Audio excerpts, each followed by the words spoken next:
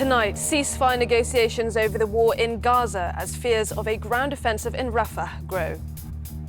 Steve Wright has died at the age of 69. We'll look back at the life of one of Britain's best-loved DJs. You mentioned Sunday love songs. I mean, that is the soundtrack to my childhood. My mum listened to him. She recorded a lot of the songs he played.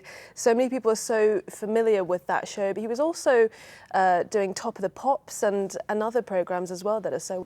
Brian, how difficult is that to do, you know, to host a radio show and have that presence, but have that connection with your audience, to make people at home listening feel like they know you on some kind of level? How difficult is that as a broadcaster?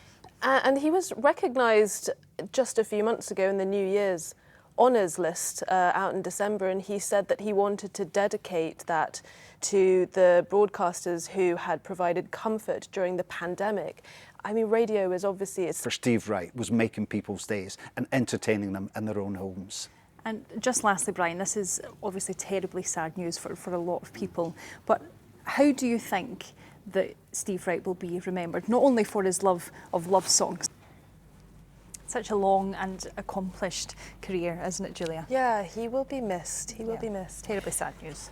Well, moving on, a CalMac ferry being built at Ferguson Shipyard on the Clyde has sailed under her own power for the first time, 8 years after construction began. The MV Glen Sannox made a short journey downriver as she begins sea trials ahead of delivery this summer.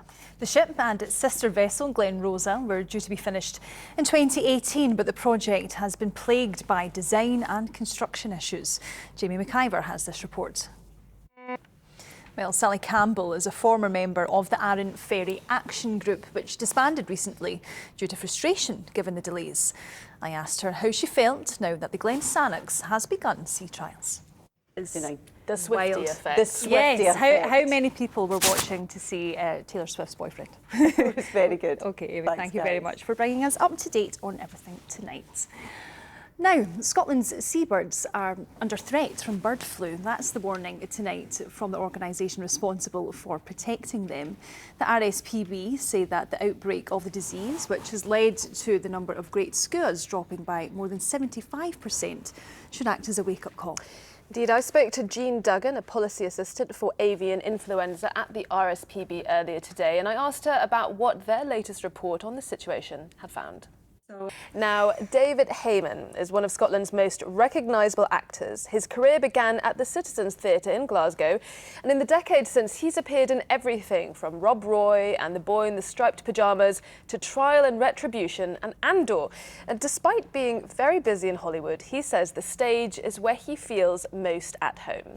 One of his most recent projects is the award-winning black comedy Cypress Avenue, which focuses on the issue of sectarian trauma in Northern Ireland. After a series of sellout performances, it's moving from Glasgow's Tron to the Pavilion Theatre. And I sat down with David earlier and asked him if the audience knows exactly what it's in for. The North. That's the forecast for now. OK, Chris, thank you very much for that update. Appreciate it, as always.